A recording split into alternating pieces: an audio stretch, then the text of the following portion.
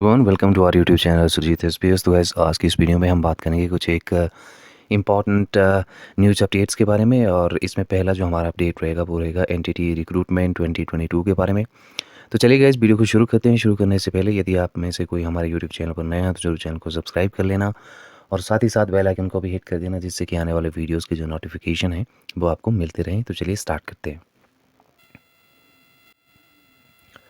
तो गाइज़ यहाँ से जो है वो एनटीटी के लिए एक स्थायी नीति बनाने की जो है वो मांग की जा रही है। और ये जो मांग है वो रिकांगपिओ एनटीटी संघ की बैठक में उपस्थित संघ पदाधिकारियों व अन्यों ने की है। और यहाँ पे इन्होंने कहा है कि नर्सरी ट्रेन टीचर जिला किन्नौर की जो बैठक है शुक्रवार को रिकांगपिओ में हुई है। और इसमें जो है वो किन्नौर के जो जिला अध्यक्ष है किरण ज्योति की अध्यक्षता में हुई। और इसमें मुख्य अतिथि के तौर पर जो भारतीय जनता मजदूर संघ के प्रदेश के जो महामंत्री है बीर सिंह भारद्वाज, ठीक है, वो भी उपस्थित रहे हैं। और उन्होंने कहा है विशेष रूप से वो उपस्थित रहे हैं, ठीक है। और यहाँ पे बैठक में जितने उपस्थित मुख्य अतिथि थे उन्होंने एनटीटी की सभी महिलाओं की जो है प्रदेश कैबिनेट में एनटीटी के पदों को मंजूरी मिलने पर पहले तो बधाई दी है। मुख्यमंत्री जयराम ठाकुर और शिक्षा मंत्री गोविंद सिंह ठाकुर को आभार जताया।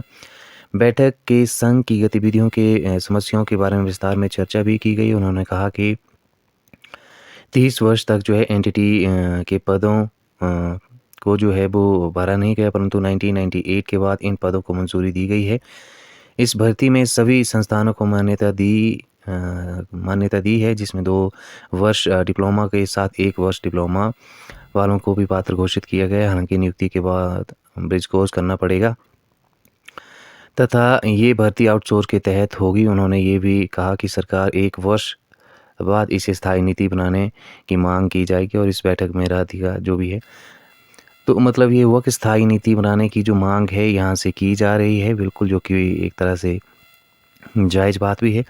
देखिए, ब्रिज कोर्स के बारे में बहुत सारे आपके कमेंट्स आते रहते हैं। तो ब्रिज कोर्स के बारे में मैंने एक वीडियो बनाया हुआ है, आप ज़रूर उसको देख लें, ठीक है।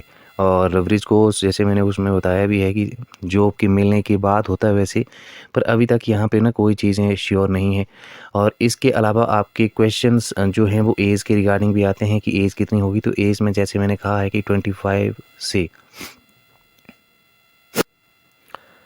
25 टू 45 रखी जाएगी, लेकिन इसमें जो है रिलैक्सेशन मिल सकता है और ये जो है वो 48 तक पहुंच सकती है, ठीक है। इसके बारे में अभी जानकारी हमारे पास नहीं है।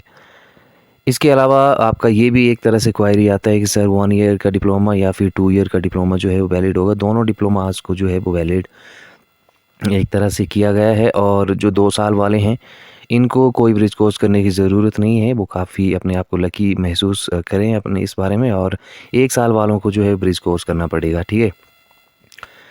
इसके अलावा ये है कि फॉर्म कब तक निकल सकते हैं। तो फॉर्म के लिए देखिए अभी थोड़ा-सा इंतज़ार करना पड़ेगा। मे बी अब ये चीज़ डिपेंड करेगी कि चुनाव आयोग जो है वो आचार संहिता या मॉडल कोड ऑफ कंडक्ट कब लगता है। उसके बाद जो है वो यहाँ से अगर वो जैसे 15 के बाद जो है वो लगती है कोड ऑफ कंडक्ट, तो फिर मुझे लगता है कि ये फॉर्म भरे जा सकते हैं, ठीक है। तो वो सारा कुछ डिपेंड करेगा कि मॉडल कोड ऑफ कंडक्ट कब लगता है। पहले सोमवार को बताया जा रहा था, लेकिन बीच में काफ़ी ज़्यादा दिक्कतें हो गई थी। तो अब क्या बनता है, क्योंकि लेटर भी भेज दिया गया है, तो उसके बाद अब कब तक जो है वो इन्फॉर्मेशन हमारे पास आती है उसके लिए हमें वेट करना पड़ेगा। उसके बाद नेक्स्ट ये है कि क्या आउटसोर्स पे जो रखे जाएंगे तो उनका एग्ज़ाम होगा। जी बिल्कुल होगा। और एग्ज़ाम जब भी हो, ठीक है, 5 मंथ्स बाद हो, 6 मंथ्स बाद हो, एग्ज़ाम होगा ही, ठीक है। तो इस चीज़ के लिए आप रेडी रहें। इसीलिए मैं जो भी आपको कंटेंट भेजता हूँ व्हाट्सएप पे, आप उसको भी चेक कर लिया करिए। हाँ, कुछ एक दिनों से मैं आपका जो कंटेंट है जो एक आपके ऑन एंड ऑन जो वीडियोस होते हैं वो मैं नहीं बना पा रहा हूँ, थोड़ा-सा बिज़ी चल रहा हूँ। तो 2-3 दिन आप ऐसे ही थोड़ा मैनेज कर लीजिएगा। उसके बाद आपको रेगुलर जो आपके एग्ज़ाम के रिगार्डिंग जो वीडियोज़ हैं वो आना स्टार्ट हो जाएँगी, ठीक है। इसके बाद यदि हम बात करें तो बहुत सारे कमेंट्स में ऐसा भी पूछा गया है कि सर भर्ती जो है वो बैच वाइज़ भी होगी। बिल्कुल होगी बैच वाइज़ भी। इस चीज़ का भी आप सुनिश्चित करें। और बैच वाइज़ कहाँ से ये बैच पिक करते हैं वो भी देखना होगा, लेकिन बैच वाइज़ भर्ती भी होगी। इसके अलावा जो आपके क्वेश्चंस हैं उसमें यही है कि कब तक फॉर्म भरे जाएंगे उसके बारे में मैंने बता दिया, ठीक है। तो ये एनटीटी के बारे में थोड़ी सी इन्फॉर्मेशन। नेक्स्ट हम बात करते हैं अगली अपडेट के बारे में।